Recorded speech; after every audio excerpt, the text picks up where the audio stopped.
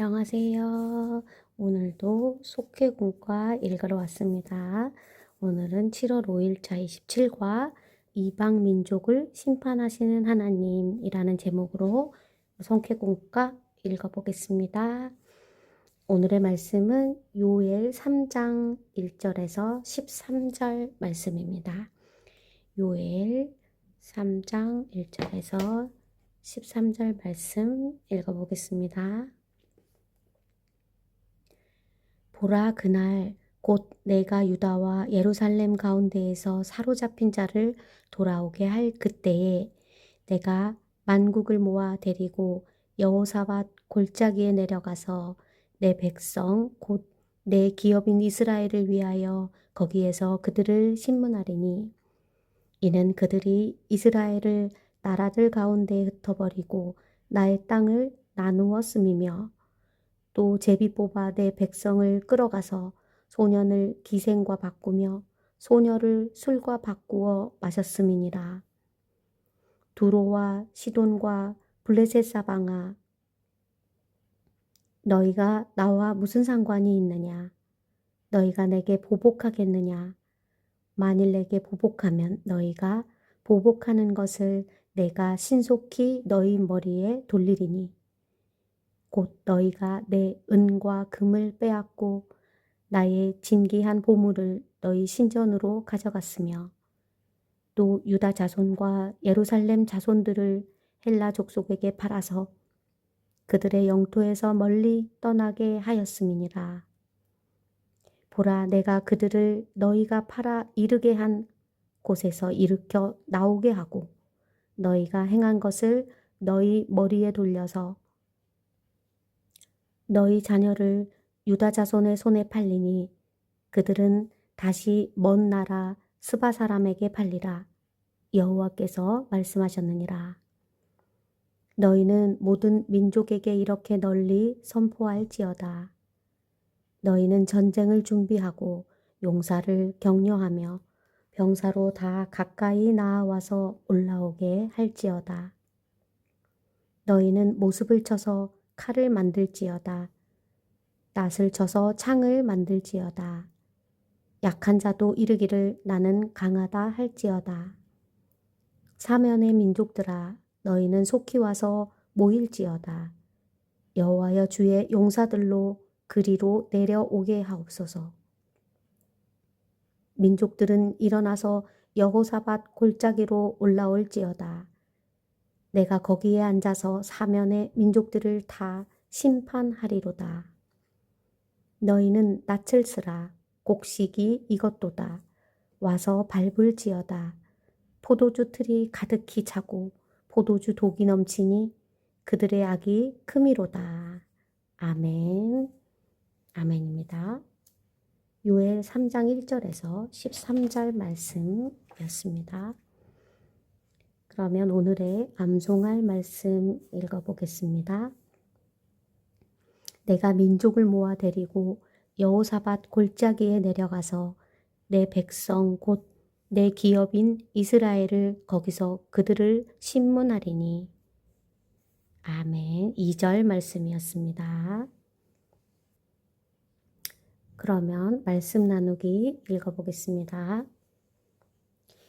요엘서는 여호와는 하나님이시다라는 이름 뜻을 가진 부두엘의 아들 요엘이 기록한 예언서입니다. 하나님은 이방 민족을 통해 이스라엘을 징계하셨지만 여전히 택한 민족과 백성들을 보존하겠다고 하셨습니다. 이에 요엘은 백성들에게 하나님을 원망하지 말고 재난 뒤에 오는 번영과 약속된 미래를 바라보며 여호와를 의지하라고 예언했습니다. 하나님이 이방 민족을 심판하신 이유는 무엇 때문일까요? 이것도 첫째, 둘째, 셋째 세 가지로 나누어서 읽어보겠습니다. 첫 번째, 하나님의 백성을 흩어놓고 땅을 나누어 가졌기 때문입니다. 하나님이 이방 민족을 심판하는 이유 첫 번째는 하나님의 백성을 흩어놓고 땅을 나누어 가졌기 때문입니다. 내용 읽어볼게요. 이방 민족은 이스라엘 백성을 흩어놓아 강제로 다른 나라에게 살게 했으며 여호와의 땅을 약탈했습니다. 이들은 육체의 쾌락을 위해 소년을 팔아 창녀를 사고 소녀를 팔아 포도주를 사서 마셨습니다. 이스라엘로서는 끔찍한 일이었습니다. 하나님은 이방인들의 이런 악랄한 행위에 반드시 대가를 치를 것이라고 말씀하셨습니다. 이스라엘의 징계의 도구로 사용된 이방 민족들은 그들의 악한 행동으로 인해 똑같은 심판을 받았습니다. 죄를 미워하시는 하나님은 죄에 대하여 분명히 징계를 내리십니다. 하나님의 도구로 쓰임 받는다 해도 그 행위가 악하면 그에 대해 심판을 받습니다. 따라서 성도는 모든 일의 과정을 하나님의 뜻에 따라 행하고 이룬 과정을 하나님께 영광을 돌려야 합니다. 하나님이 이방 민족을 심판하시는 이유 두 번째, 둘째, 하나님을 향해 보복을 계획하고 약탈했기 때문입니다. 이방 민족들은 여호와의 심판에 대항할 계획을 세웠습니다. 모든 계획을 아신 하나님은 그들에게 신속히 갚아주겠다고 말씀하셨습니다. 이방 민족들은 하나님께 보복하려 했고 하나님의 것을 약탈했습니다. 은과 금과 보물들을 약탈해가고 유다의 자손들을 헬라 족속에게 팔아넘겨 먼 곳으로 떠나게 했습니다. 그러나 하나님은 자신의 소유를 지키고 보존하시는 분입니다. 이방 민족들이 저지른 것처럼 그들의 자녀들을 유다 자손의 손에 의해 먼 나라 사람에게 팔리게 하겠다고 하셨습니다. 하나님은 이방 민족들이 이스라엘에게 행한 그대로 똑같이 갚아 심판하셨습니다. 여호와를 대적하는 것은 가장 어리석은 일입니다.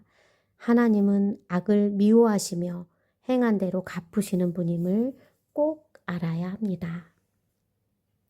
하나님이 이방 민족을 심판하시는 이유 세 번째, 셋째, 죄악이 가득 찼기 때문입니다. 곡식이 있고 포도주 틀이 가득 차고 항아리가 넘친다는 것은 이방 민족의 죄악이 가득 찼음을 의미합니다. 낯을 쓰라 와서 밟을지어다 라는 말은 여호와의 심판이 준비되었다는 뜻입니다. 하나님은 그들에게 전쟁을 준비하고 병사를 모으고 무기를 만들고 사기를 끌어올려 여호사밧 골짜기로 올라오게 하셨습니다. 죄악이 가득한 이방 사람들을 심판하기 위해 그들을 몰아가셨습니다. 여호와께 대적하기 위해 생업에 필요한 도구까지 전쟁 무기로 바꾸어 전쟁 장소로 모이면 그때 사방의 민족을 다 심판하겠다고 말씀하셨습니다. 하나님은 끝까지 인내하며 기다려 주시지만 죄악이 가득 차 넘치게 되면 심판하신다는 사실을 꼭 알아야 합니다. 하나님은 택함받은 백성의 죄악을 철저히 심판하시지만 때가 되면 회복시키시고 돌아오게 하십니다.